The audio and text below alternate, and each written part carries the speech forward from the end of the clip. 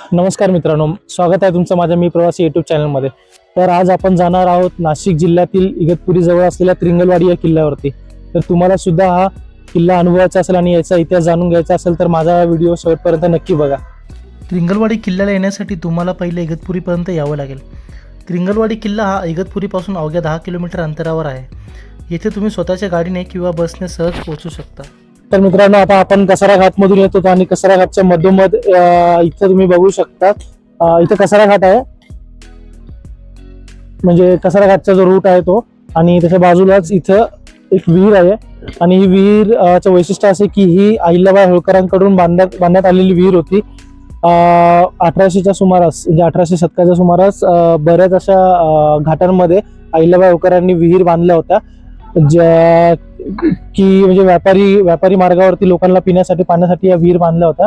तुम्हाला मी दाखवतो ही विहीर कशी आहे.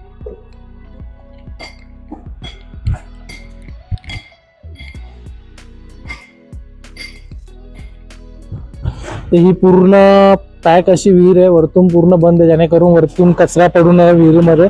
आणि तुम्ही बघू शकता आता डिसेंबर महिना चालू आहे आणि तरी सुद्धा विहिरीमध्ये खूप पाणी आहे आणि पाणी सुद्धा स्वच्छ आहे.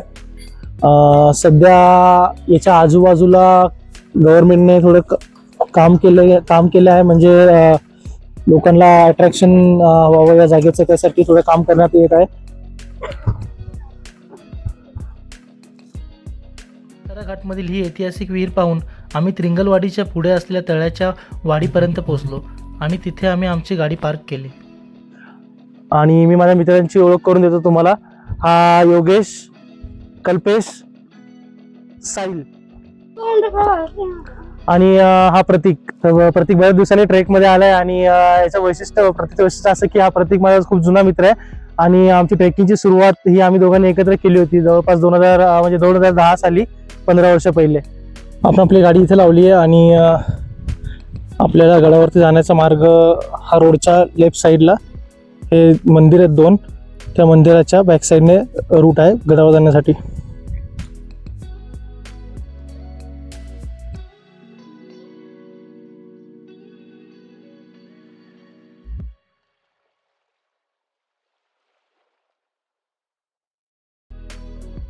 थोडेच पुढे चालून आल्यावर आपल्याला एका विरगळीचे दर्शन होते.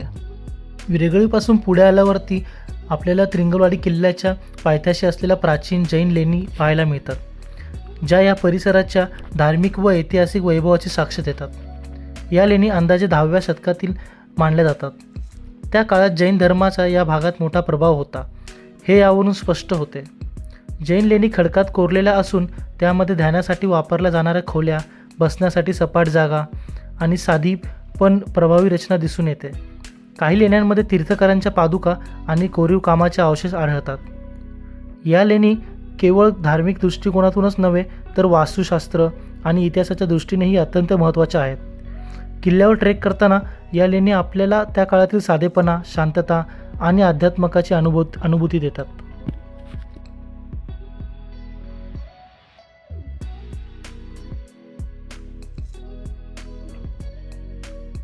इथं लेण्या होत्या आणि आता आपण थोडंसं वरती आलोय आणि लेण्यांच्या समोरून आपल्याला संपूर्ण त्रिंगलवाडी आणि त्रिंगलवाडी धरणाचा परिसर दिसतो.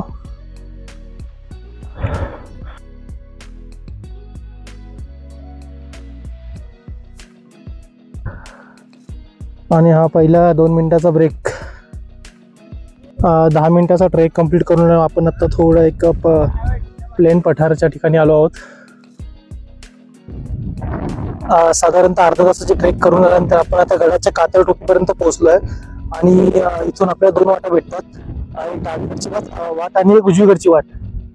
तर दोन्ही बाजूने जायला मार्ग तसा सोपाच आहे, पण आता आम्ही डावी बाजून निवडतोय आणि तिथून पुढे जाणार आहोत.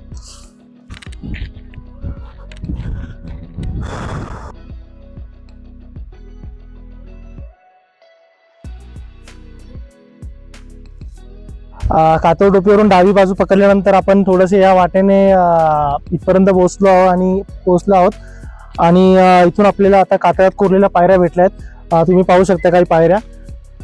गडावरती झालेल्या म्हणजे दुश्मनाच्या आक्रमणामुळे ही काही पायऱ्या इकडे तुटलेल्या अवस्थेत दिसतात आपल्याला.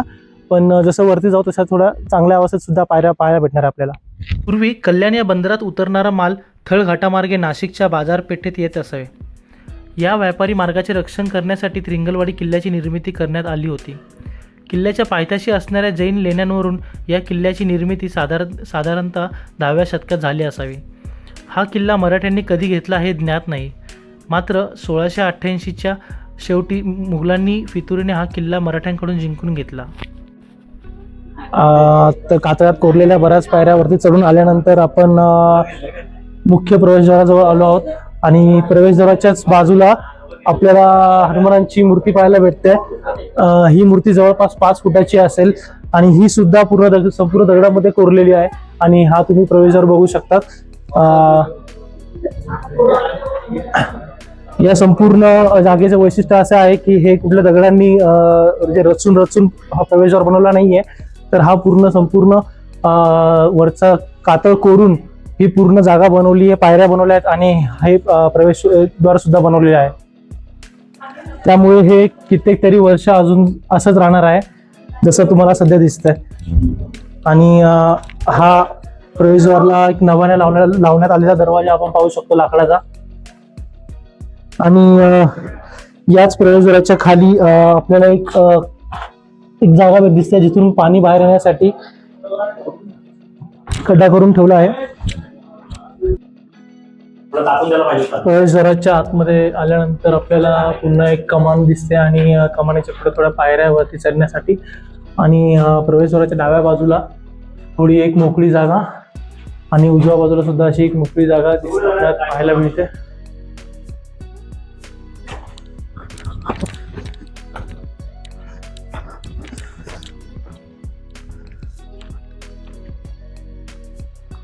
आणि हा आमचा साहिल बजरंग बलीची मूर्ती साफ करतोय, म्हणजे त्याच्यावरती लागलेली धूळ वगैरे आणि थोडा अडकलेला कचरा साफ करतोय. साहिल,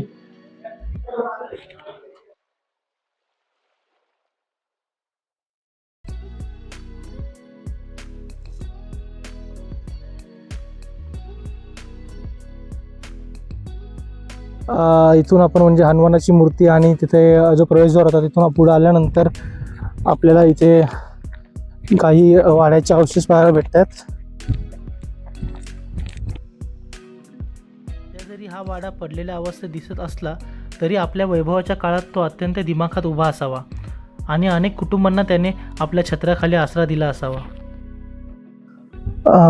हे इथं वरती आपल्याला एक वाड्याचे अवशेष पाहायला भेटले होते आणि त्याच्याच उजव्या बाजूला इथं खाली सुद्धा तुम्ही पाहू शकता. इथे सुद्धा एक आपल्याला वाड्याचे अवशेष पाहायला भेटतात. किल्ल्यावर अशा प्रकारच्या अनेक घरांच्या आणि वाड्यांच्या रचना पाहायला मिळतात.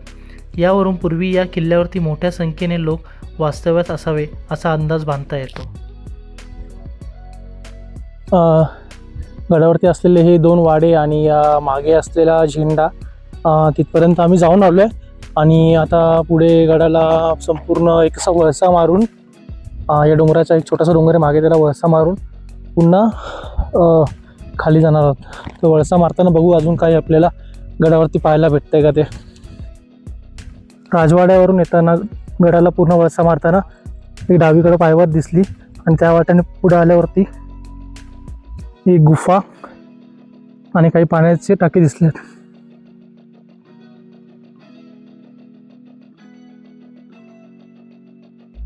वेळच्याच उजव्या बाजूला आपल्याला एक पाण्याचे टाके दिसते, पण सध्या त्याच्यामध्ये काही पाणी दिसत नाही आपल्याला आणि बऱ्यापैकी ते टाके बुजलेले सुद्धा दिसते.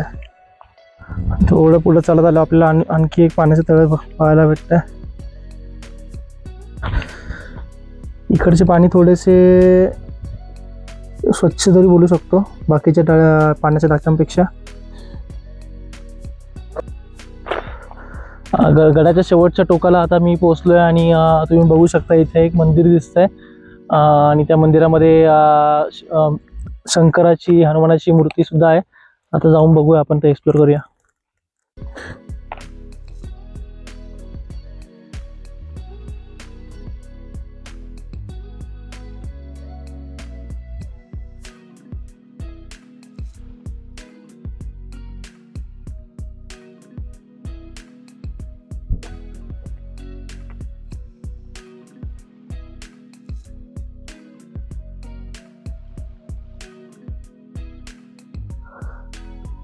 मंदिराच्या मागे सुद्धा एक पाण्याची टाकी आहे, पण ते बघू शकता तुम्ही मातीने पूर्ण बुजून गेले आहेत. पूर्ण गड बघून झाला आहे आणि गडावरून खाली उतरताना ॲक्च्युली गडावरती आम्हाला मोकळी जागा आणि सावली भेटली ना, त्याच्यामुळं या बुरुजाजवळ थोडी सावली असल्यामुळे आम्ही इथे मॅगी बनवतोय. आणि दरवेळेसप्रमाणे आमचा कुक योगेश हा मॅगी बनवतोय. ही मॅगी खाऊन आम्ही इथून आता निघणार आहोत. आज या किल्ल्यावरती असलेल्या प्राचीन वास्तू, वाडे, पाण्याच्या टाक्या, मंदिरे, गुहा हे सर्व पाहून इतिहासाच्या आठवणी मनात साठवत आम्ही किल्ला उतरायला सुरुवात केली. हा किल्ला पूर्ण बघून आता आम्ही जैन लेण्यापाशी खाली आलो आहोत. आणि तुम्हाला सुद्धा ट्रेकिंग, निसर्ग आणि इतिहासाची आवड असेल तर या किल्ल्याला नक्की भेट द्या. आणि हा व्हिडिओ तुम्हाला आवडला असेल तर लाईक, शेअर आणि चॅनलला सबस्क्राईब करायला विसरू नका. पुन्हा भेटूया अशा सुंदर ठिकाणी. जय शिवराय.